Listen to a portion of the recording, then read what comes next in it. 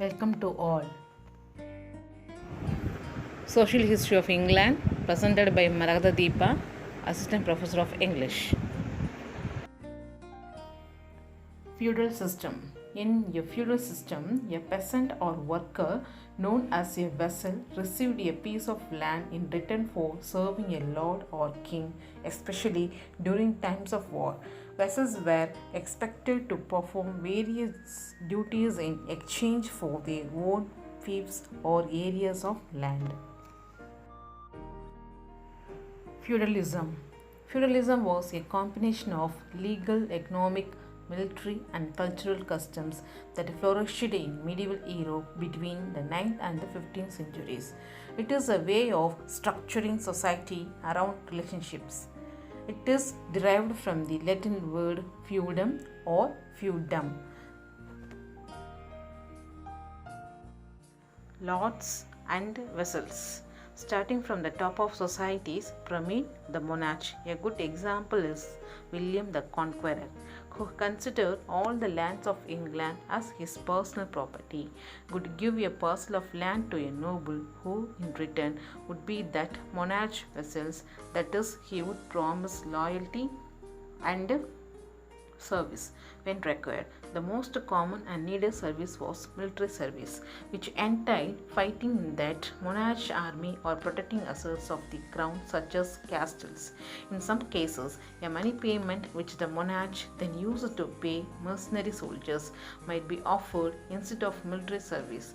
The vassal received any income from the land, had authority over its inhabitants, and could pass the same rights on to his heirs.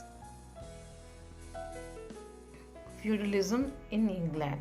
A landowner gave a fief along with a promise of military and legal protection in return for a payment of some kind from the person who received it. Such payment came in the form of feudal service, which could mean military service or the regular payment of produce or money. Both lord and vassal were free men, and the term feudalism is not generally applied to the relationship between the unfree peasantry and the person of higher social rank on whose land they labored. And we are going to see about Magna Carta. Magna Carta. Magna Carta meaning is the Great Charter, one of the most famous documents in the world. Originally issued by King John of England as a practical solution to the political crisis he faced in 1215, Magna Carta established for the first time the principle that everybody, including the king, was subject to the law. Although nearly a third of the text was deleted or substantially rewritten within 10 years, and almost all the clauses have been replaced in modern times, Magna Carta remains a cornerstone of the British Constitution. Most of the 63 clauses granted by King John dealt with specific grievances relating to his rule. However, most famously, the 39th clause gave all free men the right to justice and a fair trial. Some of Magna Carta's core principles are echoed in the United States Bill of Rights and in many other constitutional documents around the world, as well as in the Universal Declaration of Human Rights and the European Convention on Human Rights. In the year 1215, Magna Carta was a peace treaty between the king and the rebel barons. In that respect, it was a failure, but it provided a new framework for the relationship between the king and his subjects. The 1225 version of Magna Carta, freely issued by Henry III, in return for a tax granted to him by the whole kingdom, took this idea further and became the definitive version of the tax. Why was Magna Carta created?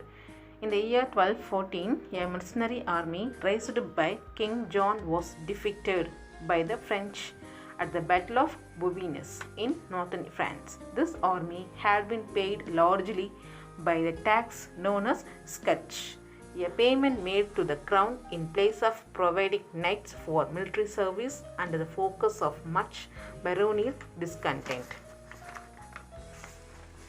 King John's reign was also marked by his strained relationship with the church. John had rejected the election of Stephen Langton as Archbishop of Canterbury.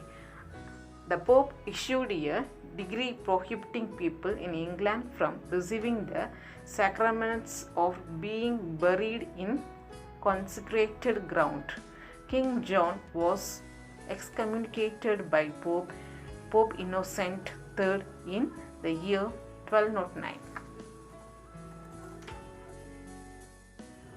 In the year 1213, a party of rebel barons met with Archbishop Stephen Langton and the papal legate to air their grievances against the king. And in early 1215, the dispute escalated when King John refused to meet the barons' demands. In May, many barons renounced their oath and allegiance to him, chose Robert Fitzwalter as their leader. Thank you all.